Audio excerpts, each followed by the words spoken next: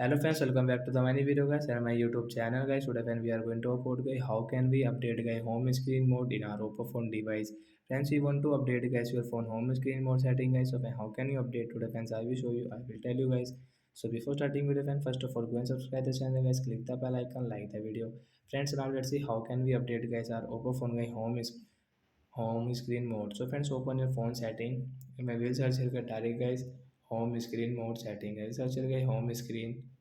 And once you can see guys home screen mode setting is, and guys you can see guys this all home screen mode setting is you can use from here. Guys click on home screen mode, and once you can see home screen mode guys you can update from here. You want to put into simple mode and standard mode, you can update from here. So example guys we will update into simple mode, and then switch here, and once you can see guys home screen mode guys we have got this new home screen mode.